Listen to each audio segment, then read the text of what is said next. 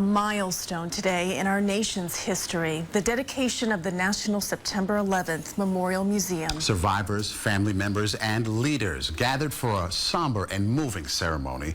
CBS 2's Lou Young was there. Lou?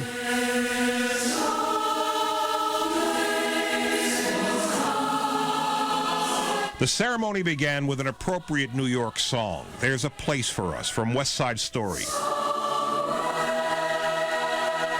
And this is now the place to see the artifacts of our shared tragedy. In the years to come, the 9/11 Memorial Museum will take its place alongside the fields of Gettysburg, the waters of Pearl Harbor, and the Vietnam Veterans Memorial as a sacred marker of our past and as a solemn gathering place. The National 9/11 Museum was dedicated with some of the most poignant stories from that day. The president talked about a hero. A young man in his 20s, strong, emerged from the smoke, and over his nose and his mouth, he wore a red handkerchief. Then he went back up all those flights, then back down again, bringing more wounded to safety. Until that moment when the tower fell. His family heard the story from the people he saved and gave them a name, Wells Crothers, to go with the description. He was 24 years old. I'm here today because of Wells, a man I did not get the chance to thank. There's also the story of Flight 93, the terrorist plane that did not reach its target on 9/11. In an exchange of calls while in flight, the mother of passenger Mark Bingham left a message for her son that may have been the catalyst for the passenger revolt. Mark, this is your mom. Apparently it's terrorists and they're hell-bent on crashing the aircraft. Try to call me back if you can. I love you, sweetie.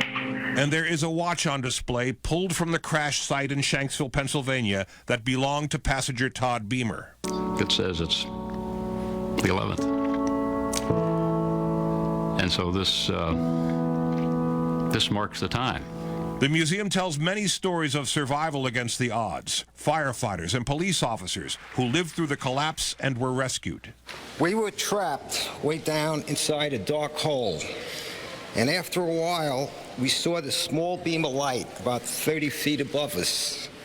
It was sunlight that had broken through the smoke, and even though it only lasted for a little while, it was enough to let us know there was an opening.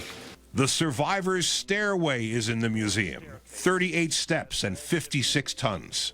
You will travel right beside the VZ Street staircase. And as you do, imagine for a moment that these hard concrete stairs were once, for hundreds of people, the last and long-sought path to survival. The survivors will never forget. The shoes some of them wore will help the rest of us remember. I wanted my nieces and my nephew and every person that asked what happened to see them and maybe understand a little bit better what it felt like to be us on that day. And of course, it is also about remembering the dead. Each victim recalled for the way life was lived, not just the way it ended. You walk through to the wall of faces, lined from floor to ceiling with smiling fathers, daughters, brothers, nieces, family, and loved ones. The museum is there underground, just under the the new tower, at the footprint of the old, in rooms that feel like windowless cathedrals. It is constructed in such a way that you can plumb as deeply into the 9/11 story as you wish. Some of the exhibits are labeled with caution signs at the entrances to those portions. Nothing has been left out. We're live overlooking the World Trade Center in Jersey City. Lou Young, CBS 2 News.